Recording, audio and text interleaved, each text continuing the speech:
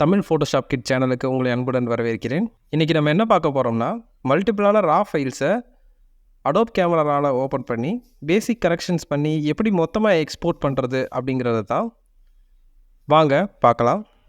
நான் ஒரு 4 ரா ஃபைல்ஸ் எடுத்து வச்சுருக்கேன். இப்போ இந்த 4 ரா ஃபைலையும் ஃபோட்டோஷாப்குள்ளே ஓப்பன் பண்ணிக்கலாம். இது ரா ஃபைலாக இருக்கிறனால ஃபோட்டோஷாப்குள்ளே ட்ராக் பண்ணோம்னா அது பேசிக்காகவே அடோப் கேமராவில் தான் ஓப்பன் ஆகும். ஸோ இதுதான் அந்த ரா ஃபைல்ஸ்.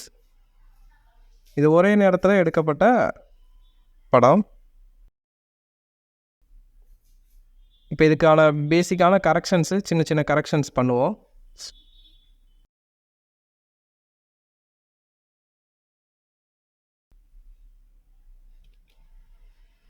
ஒவ்வொரு படங்களுக்கும் கீழே இந்த சின்ன ஆரோ மார்க் இருக்கும். இந்த ஆரோ மார்க் தான் வந்து பார்த்திங்கன்னா படத்தை எக்ஸ்போர்ட் பண்ணுறதுக்காக உபயோகப்படுத்துறது.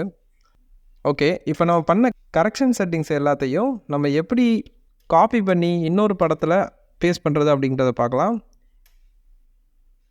இந்த 3 டாட்ஸ் இருக்கக்கூடிய இந்த மெனு செட்டிங்ஸ்குள்ளே போனோம்னா அதில் இருக்கக்கூடிய காப்பி எடிட் செட்டிங்ஸ் அப்படின்ற ஆப்ஷனை கொடுக்க அடுத்த படத்தை செலக்ட் பண்ணி அதே இடத்துக்கு போய் பேஸ்ட் செட்டிங்ஸை கொடுத்தோம்னா அடுத்த படத்தில் பேஸ்ட் ஆயிரும். இது ஒரு மெத்தடு. இன்னொரு மெத்தட் இருக்குது. அது வந்து நம்ம பண்ண கரெக்ஷன்ஸை ஒரு ப்ரீசெட்டாக சேவ் பண்ணி அதை அடுத்த படங்களுக்கு அப்ளை பண்ணுறதுக்கானது. அதுலேயும் அதே மெனு செட்டிங்ஸ்குள்ளே போயிட்டு க்ரியேட் ப்ரீசெட் கொடுத்துக்கலாம்.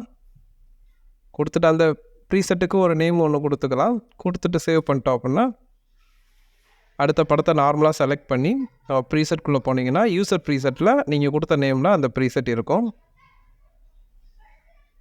இதை யூஸ் பண்ணுறதன் மூலமாக ஒரே கரெக்ஷன்களை நம்ம அடுத்தடுத்த படங்களுக்கு ஈஸியாக கொடுக்குறதுக்கு நமக்கு ரொம்ப யூஸ்ஃபுல்லாக இருக்கும்.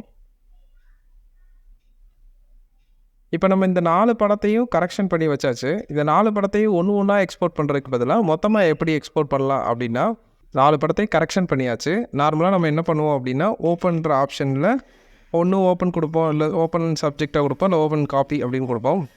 இப்படி பண்ணுறதுனால அந்த படம் நேரடியாக ஃபோட்டோஷாப்குள்ளே ஓப்பன் ஆகிடும். அப்படி ஓப்பன் ஆகாமல் எக்ஸ்போர்ட் பண்ணுறதுக்கு மேலே இருக்கக்கூடிய இந்த ஆரோ கீ இதை கிளிக் பண்ணோம்னா கீழே எப்படி அந்த ஒவ்வொரு படத்தில் இருந்துச்சோ அதே போல் தான் இதுவும். இதில் கிளிக் பண்ணுறதுக்கு முன்னாடி எல்லா படத்தையும் நம்ம செலக்ட் பண்ணிக்கணும். ஸோ கண்ட்ரோல் ஏ கொடுத்து செலக்ட் பண்ணிக்கலாம். திரும்ப அந்த ஆரோ கீயை கிளிக் பண்ணோம்னா சேவ் ஆப்ஷன்ஸ் வந்துடும்.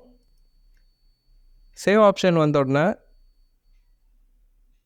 எந்த இடத்துல சேவ் பண்ணணும் அப்படின்றதில் நம்ம சேவிங் நியூ லொக்கேஷன் கொடுத்துக்கலாம், இல்லை சேம் லொக்கேஷன்லேயே கூட கொடுத்துக்கலாம். அடுத்து ஃபைல் நேமிங் வந்து பார்த்திங்கனாக்கா டாக்குமெண்ட்டோட ஃபைல் நேம்லேயே இருந்துக்கும். அது போக எக்ஸ்ட்ரா அந்த ஃபைல் நேமில் என்ன வரணும் அப்படின்னு பார்த்தா நம்ம ஒரு லெட்டர் ஏதாவது ஒன்று கொடுத்துக்கலாம்.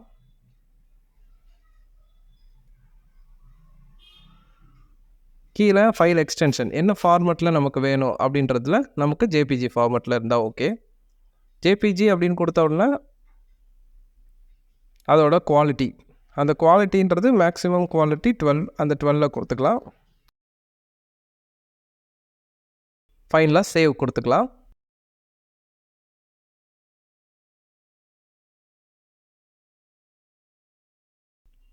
இப்போ நம்ம அந்த ஃபோல்டரில் போய் பார்க்கலாம். ஸோ 4 ரா ஃபைலும் 4 ஜேபக் ஃபைலாக நம்ம எக்ஸ்போர்ட் பண்ணிட்டோம். மொத்தமாக நிறைய படங்கள் இருக்குது அப்படின்னா நம்ம லைட் ரூமில் போய் பண்ணிக்குவோம். 10 படங்களுக்கு உட்பட்டு நமக்கு இருக்குது அப்படின்னா நம்ம தாராளமாக கேமராலேயே அங்கே லைட் ரூமில் செய்யக்கூடிய எல்லா வேலைகளையும் இங்கேயே செஞ்சுக்கலாம். இது போன்ற யூஸ்ஃபுல்லான டிப்ஸ்களுக்கு நம்முடைய சேனலை தொடர்ந்து சப்போர்ட் பண்ணுங்கள், சப்ஸ்கிரைப் பண்ணிக்கோங்க. தேங்க்யூ.